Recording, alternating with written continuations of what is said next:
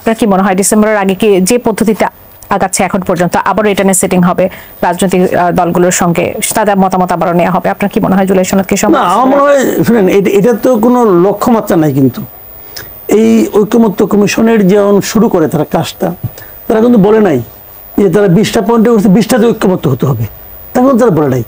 তারা বলছে আমরা এই বিষয়গুলো আলোচনা করব, আমরা মাঝখান থেকে বলবো যে তোমরা একটু ছাড় দেও অথবা একটু করো, যতটুকু ছাড় দেয় কে কোটা কতটুকু ছাড় দিবে এটা কেউ জানে না। এই সবগুলি মিলেই তারা কিন্তু আলোচনা করছে এবং করতে করতে তারা তো অনেকগুলিতে হয়ে গেছে, 12টা নিশ্চিত হয়ে গেছে বাস্তবায়নের পদ্ধতি এখন। তো এইগুলি ডিসেম্বরের মধ্যে আমার মনে হয় তারা একটা সিদ্ধান্তে পৌঁছতে পারবে। ডিসেম্বর লাগবে না, তার আগে তারা একটা সিদ্ধান্তে পৌঁছতে পারবে যে কোনটা হলো কোনটা হলো না। তার বেসিসে নির্বাচন যেহেতু না, নির্বাচন হবে কিন্তু এগুলি বেসিসে না। আচ্ছা, এটার উপর নির্ভর করে নির্বাচন হবে না, নির্বাচন হবে নির্বাচনের মতো। আচ্ছা, নির্বাচন হবে নির্বাচন কমিশনের সঙ্গে গভর্নমেন্টের আলোচনা, আইন শৃঙ্খলা পরিস্থিতি কেমন আছে না আছে, তারপরে তার উপর নির্ভর করে নির্বাচন হবে।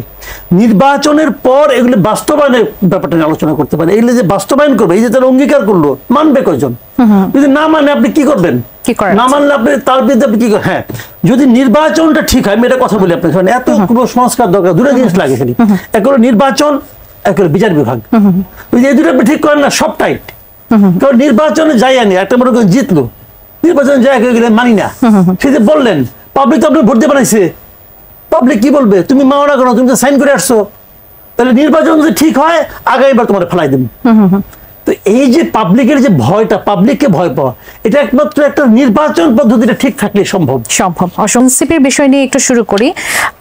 গত কয়েক মাসে তারা গোটা দেশ চষে বেরিয়েছেন, নতুন একটি রাজনৈতিক দল হতে যাচ্ছেন তারা, এবং তাদের যে প্রচেষ্টার মাধ্যমে যখন সবাই প্রশ্ন করছে যে তাদের আসলে কাঠামো কি, তাদের নীতি নৈতিকতার বিষয়গুলো নিয়ে যখন সবাই প্রশ্ন করছে, আজকে তাদের জাতীয় নাগরিক পার্টির যে আয়োজন, সেখানে ইশতেহারে তারা নতুন বাংলাদেশের স্বপ্ন দেখানোর যে 24 দফা দিয়েছে, সেটি আসলে কেমন দেখলেন? প্রথমে আপনার সেই অভিজ্ঞতার কথা একটু যদি জানতে চাই। না, 24 দফা যেটা দিয়েছে এটা তো হলো গিয়ে ধরেন তাদের ইশতেহার। এখন যখন কোন রাজনৈতিক দল জনগণের সমর্থন প্রত্যাশা করে, সে নির্বাচনকে কেন্দ্র করে হোক বা অন্য কিছু কেন্দ্র করে হোক, তারা জনগণের কাছে বলতে চায় যে আমরা যদি কখনো দায়িত্ব পাই আমরা কি করব, অথবা যদি আমরা দায়িত্ব নাও পাই তাহলে যারা দায়িত্ব পাবে দেশ চালানোর তাদের কাছে আমরা কি দাবি রাখবো। এইগুলি কিন্তু এটা দাবিনামা বলতে পারেন আপনি। তো এই ইশতেহারগুলো 24টা দফা তারা দিয়েছে, এবং এটা যদি আপনি কাউকে বিএনপিকে দিতে বলেন, দেখবেন যে এর সঙ্গে বিএনপি অন্তত 10-15টা কমন পড়ে যাবে। একদম। আপনি কি লিখবেন যে আমরা বাজারের উপর নিয়ন্ত্রণ রাখবো না, বাজার চাঁদাবাজদের হাতে দিয়ে দেবো, এটা কি আপনি কখনো বলবেন? যদি দেওয়া দেওয়ার কথা মনেও থাকে তাও বলবেন? আওয়ামী লীগ যত বছর ক্ষমতা ছিল, আওয়ামী লীগের ইশতেহার পরে দেখেন, খুব চমৎকার ইশতেহার। আওয়ামী লীগ তো কি করছে তারা, মানে সবাই দেখছে, কিন্তু ইশতেহারে কোনো সমস্যা থাকে না, ইশতেহার ভালো ভালোই থাকে। তবে এগুলো আলোচনা করা যেতেই পারে। যেমন তাদের এক নম্বর আমি দেখলাম, যে আমার সামনে আমি দেখতেছি যে জুলাই অভ্যুত্থানের স্বীকৃতি ও বিচার, তো এটা তো তারা চাইতেই পারে, এখানে তো আমি কোনো অন্যায় দেখি না। তারা একটা অভ্যুত্থান করছে, অভ্যুত্থান করতে যে প্রচলিত অনেক আইন তারা ভাঙছে, তাই না? এবং সেই জন্য ওটা তাদের একটা স্বীকৃতি, এটা তো চাবে, এটা চাওয়া উচিত, আমিও মনে করি চাওয়া উচিত। কারণ জুলাই অভ্যুত্থানকে স্বীকৃতি না দিলে তো অনেক কিছুই ভুল হয়ে যাবে, অনেক কিছুই আপনার কোনো ভিত্তি থাকবে না। তো কাজে এটা দরকার আছে। বিচার, এটাও চাওয়া উচিত। এতগুলি লোককে এভাবে নৃশংসভাবে হত্যা করা হয়েছে, এটা আপনি বিচার চাবেন না? বিচার চাবেন। আবার বিচার মানেই কিন্তু শাস্তি না, এটা কথা মাথায় রেখেন। বিচার মানেই কিন্তু শাস্তি না, বিচারের মধ্যে কিন্তু বেকসুর খালাসও একটা রায় আছে। কাজে আমি কিন্তু এটাও মনে করি বিচার পুলিশের হওয়া উচিত।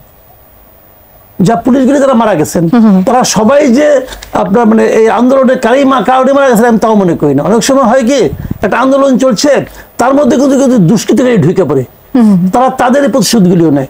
কাজেই কোনটা কি কারণে মারা গেছে সেটা বোঝার জন্য পুলিশ হত্যার বিচার হওয়া উচিত। যে পুলিশরা মারা গেছে তারা কি দেশের নাগরিক না? তাদের দেশের নাগরিক, তো তাদের ঘর সংসার নাই, তারা কি সবাই শেখ হাসিনার মতো অপরাধী? না রে ভাই। এবং পুলিশের যে শিরোমণি সে তো আবার রাজসাক্ষী হয়ে গেছে। মানে যিনি সমস্ত পুলিশ যা করবে তার যিনি মানে মূল যিনি ব্যক্তি যিনি আদেশ দিয়েছেন অথবা মানে শেখ হাসিনার কাছে আদেশ পেয়েছেন উনি তো মানে প্রায় মুক্তি পাবেন বলে ধারণা করা হয়, এটা অবশ্য বিচারকের হাতে। তারপরেও ধরেই নেই যে না যারা রাজসাক্ষী হয় তারা তো এক ধরনের সুবিধা পায়, তো উনি তো রাজসাক্ষী হয়ে গেছেন। এখন একটা পুলিশ কনস্টেবল যদি বলতো আমি রাজশাহী হতে চাই, তাকে রাজশাহী বানাইতো না তো। এখানে অনেকগুলো কিন্তু ঘটনা আছে। কাজে আমি মনে করি বিচারটা সবারই, সব হত্যাকাণ্ডেরই বিচার হওয়া উচিত। তাদের প্রথম দাবি যেটা মানে দফা যদি বলি সেটা হচ্ছে যে নতুন সংবিধান এবং সেকেন্ড রিপাবলিকের কথা তারা এখানে যেটা আছে নতুন সংবিধানটা কিছু বুঝি। নতুন সংবিধান মানে কি, আপনার নতুন একটা সংবিধান প্রণয়ন করবেন, সেটা তো প্রণয়ন একটা কমিশন তো হয়েছে, কমিশন কিছু প্রস্তাব দিছে, দেওয়ার পর এখন তা করবে। এখন নতুন সংবিধান মানে কি, আগের সংবিধানের সব বাদ, গণপরিষদের মাধ্যমে আগে সংবিধানে সব বাদ দেন, কেবল তাহলে আপনি এটাকে নতুন সংবিধান বলতে পারবেন। যদি আগের কিছু কিছু রাখেন তাহলে তো নতুন হলো না, তাহলে কি হলো, সংশোধিত হলো। সংশোধিত। তো আমি তো সংশোধিত সংবিধানের পক্ষে, এটা হইতেই পারে, তাও আমার কোনো আপত্তি নাই। তবে সেকেন্ড রিপাবলিক জিনিসটা আমি বুঝি না, এটা আমি বুঝি না। তবে সেকেন্ড রিপাবলিক বলতে কি মিন করতেছে এই জিনিসটা আমার বোধগম্য হয় না। আমি মূর্খ মানুষ, বুঝি না, তারা তো সবাই মেধাবী ওখানে, তো তারা বলতে পারবে। আবার ধরেন ন্যায় ভিত্তিক বিচার ব্যবস্থা ও আইন সংস্কারের কথা, এই ন্যায় ভিত্তিক বিচার ব্যবস্থাটা কিন্তু একটু, এটা কিন্তু আমার একটু প্রশ্ন আছে। কি প্রশ্ন? প্রশ্ন আছে কিরকম, দেখেন একটা কথা আছে গ্রামে যে আপনি আচরি ধর্ম, তাই না, বলে না? আপনি যা করতে চাচ্ছেন, আপনি যে ধার্মিক লোক, এটা আপনার আচরণ দেখে জন্য বুঝি, আপনার জীবনযাপন দেখে জন্য বুঝি, তাই না? এখন যদি এনসিপির হয়, তো এনসিপির মধ্যেও কিন্তু এই ন্যায় ভিত্তিক বিচারের কি কোনো খুব একটা প্রবণতা আমরা দেখছি? আমি যদি না দেখি তাহলে তারা কিভাবে কায়েম করবে, এটা নিয়ে আমার প্রশ্ন থাকবেই। তারপরে দুর্নীতি দমন করতে হবে। আমরা তো গত 3 মাসে যদি আমি দুর্নীতির সমস্ত হিসাব নেই, সারা দেশে দুর্নীতির যে কটা খবর মিডিয়াতে আসছে, সেই মিডিয়া খবরগুলো হয় বিএনপির না এনসিপির। এই তো আওয়ামী লীগের লোক তো নাই, দরের উপর আছে। জামাতের খুব একটা দুর্নীতির খবরটা শুনি না, হয় বিএনপির হয় এনসিপির। এখন এনসিপির একটা দুর্নীতিতে এই মুহূর্তে দগদগের ঘায়ের মতো আমাদের গায়ের উপরে লেগে আছে। প্রতিদিনই পত্রিকার নিয়ে নিউজ পড়তেছি, কার কাছ থেকে কত টাকা চেক আনছে না আনছে, এগুলো শুনি। আবার একটা জিনিস আমরা দেখলাম যে নারীর নিয়ে অধিকার নিয়ে আলোচনা হচ্ছে, তো এটাও দেখেন আপনি গত 2-3 মাসে যত রাজনৈতিক নেতৃত্বের বিরুদ্ধে নারীদের অপমান করার, নারীদেরকে হেনস্থা করার অভিযোগ উঠেছে, সবগুলি এনসিপির উঠছে তো ভাই। তো এখন এইগুলির চিকিৎসা কি আমি জানি না, তারপরে আমি বলি তাকেও যদি বলতে বলেন সবাই একই বলবে। কাজে 24 দফা আমার কাছে খারাপ না, আমার কাছে ভালোই মনে হয়েছে। এর মধ্যে কি আপনারা আপনি নির্বাচনের কোনো কিছু পেয়েছেন কিনা, যে এটি কি মনে হচ্ছে যেটা নির্বাচনের জন্য এই ইশতেহারটা আসলে ইশতেহারটা আসলে তাদের আরো আগে দেওয়ার কথা ছিল। সাধারণত বাংলাদেশে ইশতেহার নির্বাচনকে কেন্দ্র করে হয় এবং সেটাকে নির্বাচনী ইশতেহারই বলে। তো এখানে ওনারা যেহেতু প্রথমেই অনেক কিছু, ওনারা যখন দল করে, প্রথমে দল ঘোষণা যখন করলো তখন তারা কোনো গঠনতন্ত্র ঘোষণা করে নাই। কিন্তু একটা দল তো গঠনতন্ত্রের উপর হবে, তারা তাও করে না। তারা কিন্তু মানে হয়তো তাদের অভিজ্ঞতা নাই, এই জন্য হতে পারে, বয়স কম, হয়তো জানে না কি করতে হবে। শুরু থেকে কিন্তু তারা নানা ধরনের বিতর্কের মধ্যে জড়াই গেছে। তারপরে ইশতেহার তারা দিচ্ছে, আমি কিন্তু ইশতেহার দেওয়াতে আনহ্যাপি না। আনহ্যাপি না এই কারণে, আমি হ্যাপি বলা যায়, কারণ এই 24টাকে আলাদা করা, এটাকে এগুলো একত্র করা, এটাও তো ভাই একটা মানে আপনার একটা পরিশ্রমের ব্যাপার। একদম। এবং এগুলি করতে যে তারা তো দলের মধ্যে আলোচনা করছে, একটা জিনিসটা কিন্তু আলোচনা করলে কিন্তু এই আলোচনা করছে, এখন আমরা আলোচনা করতেছি, এগুলো কিন্তু ওনাদের মাঝখানে কিন্তু কিছু চেঞ্জ আনবে। পলিটিক্যাল পার্টিগুলির মধ্যে এটা তো মূল কাজ এটাই, তারা এগুলো নিয়ে আলোচনা করবে, নিজেরা চর্চা করবে, অনুশীলন করবে। তো এগুলো শুরু হলো ভালো। আমি যে সরকারের যে 1 বছর জুলাই চেতনা নিয়ে যে সরকারের যাত্রা শুরু, সে আসলে কতটুকু প্রত্যাশা পূরণ করতে পেরেছে? আকাশচুম্বী প্রত্যাশার কথা বাদ দিয়ে যদি স্বাভাবিক প্রত্যাশার কথাও চিন্তা করি, দেখেন আমি এই ফাঁকে একটু জুলাই ঘোষণাপত্র নিয়ে একটু বলে নিই, এটা নিয়ে আমি টাচ করার সুযোগ পাইনি। জুলাই ঘোষণাপত্রের ব্যাপারে সরকারের একটা ব্যর্থতা আছে, বড় ব্যর্থতা আছে। বড় ব্যর্থতা হলো এটা কিন্তু ছাত্ররা, তখন এনসিপি হয় নাই, ছাত্ররা কিন্তু গত ডিসেম্বরের 31 তারিখে ঘোষণা করতে চেয়েছিল এবং তারা আরো আগের থেকে দাবি করছিল। দাবি যখন পূরণ না হচ্ছিল তখন তারা বলছিল ঠিক আছে তাহলে আমরাই করে ফেলবো ঘোষণাটা 31শে ডিসেম্বর গত বছরের। তখন গভর্নমেন্ট তাদেরকে ডেকে নিয়ে বললো যে তোমরা রাখো, আমরাই সবাই মিলে আমরাই করে দিচ্ছি। এবং তখন প্রেস সেক্রেটারি বললেন যে 15 দিনের মধ্যে ওনারা এটা করবেন। একদম উনি কিন্তু 15 দিনের কথা বলেছেন, একদম স্পষ্টভাবে বলেছেন। উনি তো বলেছেন তার মানে এটা সরকারের ডিসিশন। তার মানে সরকার ওটা চেয়েছে যে আমরা এটা করবো, সরকার চেয়েছে, কোনো সমস্যা নাই। এবং আমি যতটুকু জানি, আমি দু একটা পলিটিক্যাল পার্টির সঙ্গে কথা বলেছি, তাদের কাছে একটা খসড়া কিন্তু তখনই তারা গভর্নমেন্ট বিভিন্ন পার্টির কাছে পাঠাই দিছে, এবং অধিকাংশ পার্টি, পলিটিক্যাল পার্টি এটা অতি দ্রুত গভর্নমেন্টের কাছে আবার দিয়ে দিছে, উনি 15 দিনের মধ্যেই দিয়ে দিছে। তারপরে আবার কথা ছিল ওটা এক্সপার্টদের নিয়ে বসবেন, হয়তো একজন দুজন, যদি আমি শুনেছি একজন উপদেষ্টাকে দায়িত্ব দেওয়া হয়েছিল যে এই কাজটা আপনি একটু দেখেন ঠিকঠাক। উনি দীর্ঘ সময় নিয়েছেন। তো 15 দিনের কাজ যে সরকার 8 মাসে করে, সেই সরকারকে খুব একটা মানে আপনার কি বলবো আমি, অ্যাক্টিভ গভর্নমেন্ট টাইপ করি, আমার কাছে নন সিরিয়াস টাইপের গভর্নমেন্ট মনে হয় এটাকে। তারা এটা পারে নাই করতে ভাই, 15 দিনের কাছে 8 মাসে করার কোনো যুক্তি নেই, কোনো যুক্তিই নেই। বিশেষ করে ঘোষণাপত্র নিয়ে যেখানে কারো কোনো আপত্তি ছিল না। যাও, তারপরে এটা আর যেগুলো আপত্তি থাকার, এটা থাকবেই। আপনি যা খুশি লেখেন, আমি একটা ভুল ধরবো, হতেই পারে ভুল, আমার মন মতো হয় নাই ভাই। আপনি সবাইকে খুশি করতে পারবেন নাকি? পৃথিবীর কেউ পারছে? পারে নাই তো। কেউ না কেউ আপত্তি করতেই পারে, ওই করলেও কোনো সমস্যা নাই। আপত্তি এবং সমর্থন এটা নিয়েই দুনিয়া চলবে, এতে কোনো প্রবলেম নেই। কিন্তু সরকার এখানে আমি মনে করি একটা ব্যর্থতা পরিচয় দিচ্ছে। আপনি যখন পরে যে প্রশ্নটা করলেন যে 1 বছরের প্রত্যাশা কতটুকু পূরণ হয়েছে, আমি এই জন্য ওই কথাটা বললাম যে ওইটা কিন্তু প্রত্যাশা ছিল 15 দিনের, তাহলে তো 15 দিনের প্রত্যাশা মিটাতে 8 মাস লাগছে। তো 1 বছরে যে প্রত্যাশাটা আমাদের তাদের মধ্যে ছিল, সেটা তারা মিটাতে পারে নাই। কারণ আমি ওইটা আবারও বলি, একই কারণ, যে তারা যে লোক খারাপ তা বলছি না, কিন্তু তারা নন সিরিয়াস টাইপের লোক, তারা বিষয়টাকে সিরিয়াসলি নেয় না, এটা আমার মনে হয়েছে। এটা তো ওনারা মাইন্ড করতে পারে। বলছিলেন যে অনেক ধরনের সহযোগিতা যেটা তাদের পাওয়ার কথা ছিল বিভিন্ন জায়গা থেকে, সেটা আসলে তারা পায়নি। আমি আপনাকে একটা কথা বলি শুনেন, একটা সরকার যখন সরকার হলো সবচেয়ে বড় মাস্তান, সবচেয়ে বড় মাস্তান। আমি আপনাকে ডাকলাম এদিকে আসেন, আপনি আসলেন না, আমাকে কিন্তু কিছু করেন নাই। সরকার যদি আপনাকে ডাকে, আপনি আসতে বাধ্য, না আসলে আপনাকে বাইন্দা নিয়ে আসবে। সরকারের হাতে কিন্তু বিরাট ক্ষমতা। এখন সরকারের হাতে, সরকার কার সঙ্গে পায় না? সরকার পায় না পাবলিকের সঙ্গে, সরকার পায় না পাবলিকের যে রিপ্রেজেন্টেটিভ মানে পলিটিক্যাল পার্টি, তাদের সঙ্গে পারে না, এদের সঙ্গে সরকার পায় না। তো বাংলাদেশের ইতিহাসে পলিটিক্যাল পার্টিগুলো, সবগুলো পলিটিক্যাল পার্টি, মানে আওয়ামী লীগ আমি বাদ রাখছি, কারণ আওয়ামী লীগ তো এই সময় অ্যাক্টিভ না, এবং আওয়ামী লীগ এই সময় সরকারের খুব প্রতিবন্ধকতা তৈরি করছে, আমি তাও মনে করি না। বাংলাদেশে যে অ্যাক্টিভ যে পলিটিক্যাল পার্টিগুলো, সবগুলি পলিটিক্যাল পার্টি একটা গভর্নমেন্টকে 1 বছর ধরে সাপোর্টই করে আসতেছে। এত সমর্থন বাংলাদেশের ইতিহাসে কোনো গভর্নমেন্ট পায় নাই। এমনকি বঙ্গবন্ধু শেখ মুজিবুর রহমান যখন দেশ স্বাধীনতার পরে প্রথম সরকারের যাত্রা শুরু করলো, উনিও পান নাই। উনি প্রথম দিন থেকে জাসদের বিরোধিতা পাইছেন, এবং জাসদ সে সময় একটা বড় পলিটিক্যাল পার্টি। তাহলে তো ওনাদের সমর্থন ছিল তা না, এই অতি সমর্থন ওনাদের ক্ষতিও করছে। সমর্থন ছিল, সাপোর্ট কি ছিল? মানে সাপোর্ট বলতে কি যে ধরনের সহযোগিতা করার কথা সবাই বলেছিল, আপনার কি মনে হয় সেই পলিটিক্যাল পার্টি দেখান তো কোন বিষয়ে অসহযোগিতা করছে, দেখান তো আপনি।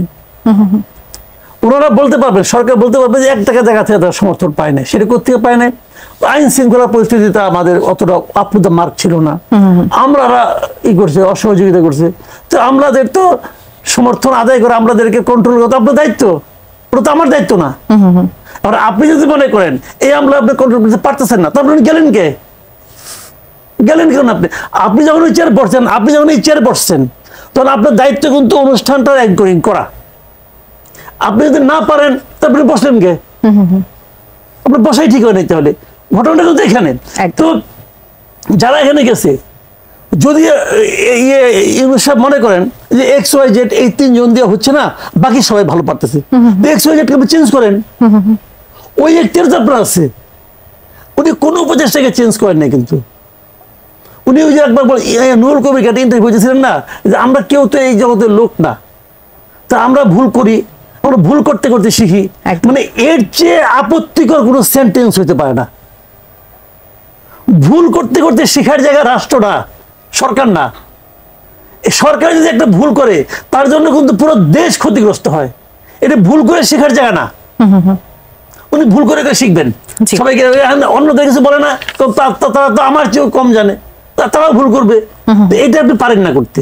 আপনি উচিত ছিল, উনি যেহেতু নিজের অভিজ্ঞতা নাই, ওনার উচিত ছিল যে এমন অভিজ্ঞ লোককে বিভিন্ন জায়গায় এনে বসানো, যাতে নাকি উনি যে কম বুঝেন সেটাকে তারা কভার করতে পারে, ওটা কভার হয়ে যায়। আপনার কাছে আমি জুলাই সনদ নিয়ে আসবো, তবে তার আগে একটু জানতে চাইবো, আক্তার হোসেন, এনসিপির আক্তার হোসেন বলেছেন যে জুলাই ঘোষণাপত্রের সাংবিধানিক স্বীকৃতি দিতে হবে। এটি দ্বারা আসলে আপনি কি বুঝতে পারছেন যে সাংবিধানিক স্বীকৃতিটা আসলে কি এবং কিভাবে সেটা দেওয়া হবে? সেটা কেন জরুরি? জুলাই ঘোষণাপত্র জিনিসটা কি আর জুলাই সনদটা কি, এটা নিয়ে অনেকের কিন্তু এটা কনফিউশন আছে। স্বাভাবিক। জুলাই সনদটা কি এটা ফয়েজ খুব ভালোভাবে বলছেন, হ্যাঁ, যে সব পলিটিক্যাল পার্টিগুলি মিলে যে কাজটা করলো এটা। আর জুলাই ঘোষণাপত্রটা হলো আপনার যে গত জুলাইয়ে এবং অগাস্টে যে আন্দোলনটা হয়েছিল আমাদের এখানে, সেই আন্দোলনটার এক ধরনের বৈধতা, আইনগত বৈধতা, ওই সময় যে কাজগুলো হয়েছিল মানে প্রচলিত আইনের সঙ্গে সাংঘর্ষিক অনেক কাজ হয়েছে, কিন্তু এখন সেই আইনগুলো তো রয়ে গেছে এখনো। এখন ধরেন আপনার পরবর্তীতে কোনো একটা সরকার এসে বললো ওই যে একটা হত্যা হয়েছিল সেই হত্যাতে বিচার হতে হবে, হত্যা মামলা তো কখনোই তামাদি হয় না, কিন্তু তো বিচার হতে হবে। যদি ওইটা ধরে টান দেয় তাহলে যাদেরকে আপনি আসামি করবেন এই লোকগুলি তো জীবন বাজি রেখেই হাসিনা সরকারকে, একটা স্বৈরাচারী সরকারকে উৎখাতের জন্য কাজগুলি করছিল।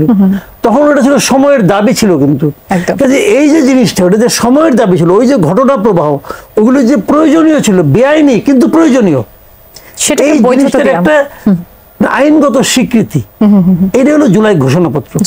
এখন ধরেন একটা সময় আওয়ামী লীগ আবার ফিরে আসলো, 15 বছর 20 বছর পরে ফিরে আসলো, 50 বছর পরে ফিরে আসলো, আসতেই পারে, এই যে অনেক কিছু ঘটে। যদি আসে তখন ধরেন যদি 40 বছর পরও আসে, এই হাসনাত অথবা এই আক্তার অথবা এই নাহিদ, তখন তাদের বয়স কত হবে? 80, 85। তো 85 বছর বয়স হতে একজন লোক জেলে যেতে চাবে না, চাবে না তো। তো এখন তখন তারা এটা চাই, এখন এই জিনিসটা আইন তো মনে করেন সংসদে গেলে পরে একটা সিম্পল মেজরিটি যেটা আইন চেঞ্জ করা যায়, যদি সেটা সংবিধানের পার্ট হয়ে যায় তাহলে সেটা চেঞ্জ করতে গেলে অনেক খড়কুটো পুরাতে হয়, 2/3 মেজরিটি লাগে। আবার এইবার সংবিধান যেটা হচ্ছে সেখানে কিভাবে সংবিধান চেঞ্জ করবে, এবার অ্যামেন্ড করার কি সিস্টেমগুলো, এগুলো তো আমি জানি না এখন পর্যন্ত কি হবে, তো এটা জটিল হয় একটা আর কি। তো এই জায়গাটাতে তারা একটা চাচ্ছে, একটা প্রোটেকশন চাচ্ছে। এই চাওয়াটা আমি মনে করি তাদের দিক থেকে অন্যায় না, বিএনপি কিন্তু দিয়ে যাচ্ছে না। বিএনপি বলছে এই ধরনের ঘোষণাপত্র সংবিধানের অংশ হয় না, এটা সংবিধানের তফসিলে থাকে, যেমন আমাদের স্বাধীনতার ঘোষণাপত্র, এটা কিন্তু পার্ট অফ সংবিধান না, এটা সংবিধানের তফসিলে থাকে।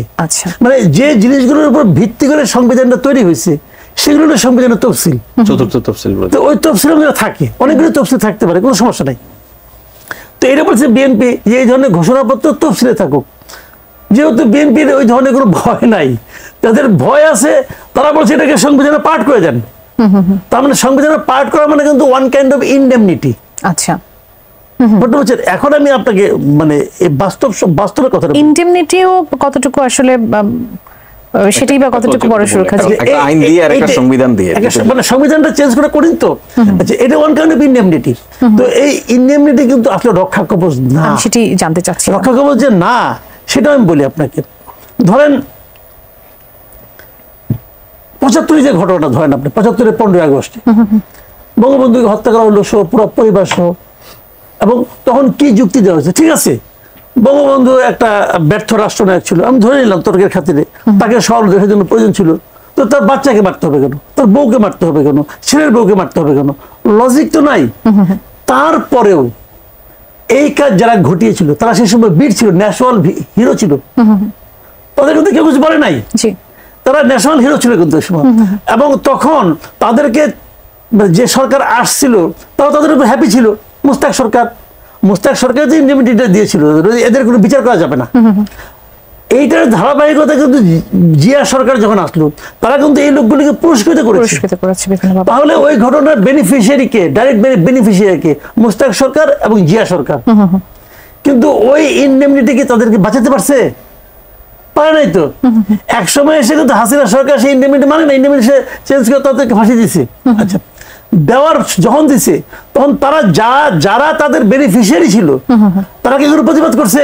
না, তাও করে নাই, কেউ প্রতিবাদ করে না। মানে ঘটনাগুলো এরকম যে আপনি অনেক কিছু পারবেন, সুরক্ষা আসলে কোনোভাবেই আসলে আমি বলি কোথায় রক্ষা ব্যবস্থা। রক্ষা ব্যবস্থা হলো কি, এই ফারুক রশিদ কিন্তু একটা পার্টি করছিল, তার নাম ছিল ফ্রিডম পার্টি। তখন ফ্রিডম পার্টি বেশ দাপটও ছিল। আচ্ছা, আবার সেই ঘটনার যে বেনিফিশিয়ারি জিয়াউর রহমান, উনিও একটা পার্টি করছিলেন, জি, সে হলো বিএনপি। তো ফ্রিডম পার্টি মানুষের সঙ্গে মিশতে পারেনি, ফ্রিডম পার্টি হারাই গেছে, তার নেতারাও হারাই গেছে। কিন্তু জিয়াউর রহমানের পার্টি পাবলিক পার্টি হয়ে গেছে, যে কারণে জিয়াউর রহমান পার্টি যখন বড় হয়ে গেছে, আওয়ামী লীগ কি জিয়ার পার্টির সঙ্গে ব্যাপারে খুব হ্যাপি ছিল? শেষ দিকে বলতো না এটা একটা সন্ত্রাসী দল, বলছে তো, কিন্তু পার্টিকে ভ্যানিশ করতে পারছে? আসলে আপনি টিকে থাকবেন কি থাকবেন না, এটা নির্ভর করবে যে আপনি কতটা জনগণের সঙ্গে আছেন, জনগণ কতটা আপনাকে প্রোটেক্ট করতে চায় তার উপর।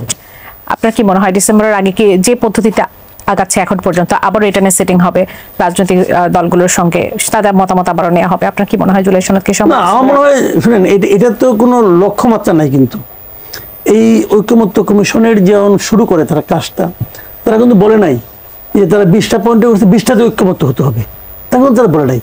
তারা বলছে আমরা এই বিষয়গুলো আলোচনা করব, আমরা মাঝখান থেকে বলবো যে তোমরা এটুকু ছাড় দেও অথবা একটু করো, যতটুকু ছাড় দেয় কে কোটা কতটুকু ছাড় দিবে এটা কেউ যায় না।